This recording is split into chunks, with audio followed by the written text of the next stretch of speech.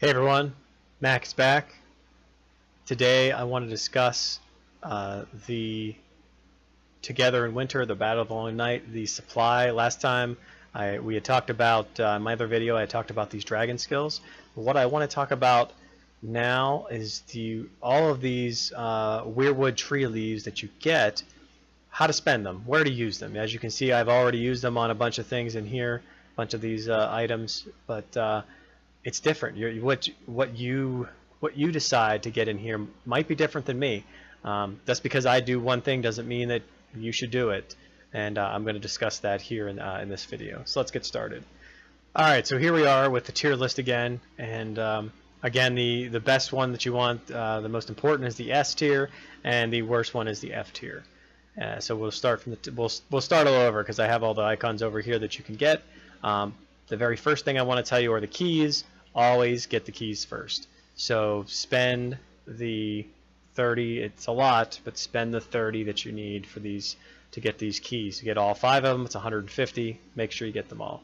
And you need to purchase 5 of them with 15,000 diamonds. Make sure you save up that. You always have some diamonds on hand because you're definitely going to need those as well. I put them up here at the top tier because they are the most important, and I just slid them off to the right as well. So let's get started in here. I'm going to go over some of the ones that you shouldn't have to worry about, and other ones that you that are either probably close to the top or close to the bottom. We'll kind of just fill in from there. So one of the very first ones you're never ever going to get is the random transfer, and the reason you get them is because you get them all the freaking time. So don't even worry about those. Just leave them where they are. I don't know how they're 3. They cost 3 a piece as well, which is actually kind of expensive. I mean, I'd rather spend it easily on the gold and the speed ups down here as well. So just stay away from those. The second thing you don't want are the materials chests. These materials chests, unless you're very early, if you're free to play and it's very early in the game, you could maybe justify it, and even then, don't. Just don't, because you're going to gather resources, and that's where you're going to get all those materials from. So don't, and they're 15 per box, so it's just a completely waste. So yeah, definitely don't get those. They're really not worth it. Slightly above them, I would say, would be the VIP, the 500. This is a grind. This is something that's going to take a very long time for you to increase. You know, that VIP 500 is almost absolutely nothing in relation to how many thousands and hundreds of thousands that you have to get. And I think the last one is like, I think I'm on it now. It's like 2 million or 1.5 million, or it's something ridiculous. So it's going to take a really long time, and you getting 5,000 every time from this shop. The bonuses are nice when you upgrade, but they're really not worth it. Just get it. You know, they're better things to get than those. So getting back over here with I think one of the most important ones to get, and I'm going to put it up top, is the motivation. So I think the motivation is actually in the S tier. And the reason I say this, and people maybe argue with me, but you're getting 1,000 motivation 10 times, so you're getting 10,000 motivation, and that motivation is used to kill rebel leaders. And then in turn, you get the different items from rebel leaders to upgrade your equipment. And you can never have enough of that, because you can use as much motivation as you have every day until there's nothing left. There's no limit on doing that. So I think that's why I think this is extremely important to get, and I would highly suggest getting it. Now, if you're not part of the VIP, meaning that you haven't spent a certain amount of money, then I think that these precise transfers that you get are very important as well. They're expensive at 18, but if you're going to be someone who's going to fight, I think they're very important as well. I'm going to put them in the A tier because I think I think there's a lot of medium spenders out there that get them from either save them up or get them in different events or somewhere else. So I think they're important, but they're expensive as well. So I think that expense decreases their value a little bit. So I don't think that's a really great value to get. If we're talking about these hearts for the weirwood, they're good too, but I mean, you're only getting 3 of them. They're 25, so they're really expensive. I'm gonna put it probably in the E tier. I think I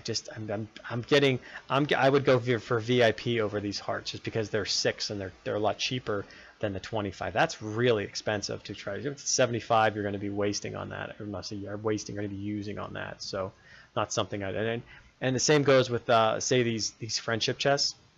They're 30. They're very expensive. So you're talking 150 just in that alone.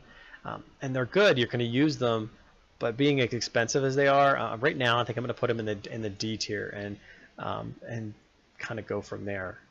See what the other ones are here. So we get a lot of bubbles, but we don't always get a lot of the 24-hour bubbles. So I think the 24-hour bubbles is actually kind of important, especially when you're in an alliance where you have to be, or in a kingdom where you have to be bubbled 24/7, unless you're fighting. So and most kingdoms are like that nowadays anyway.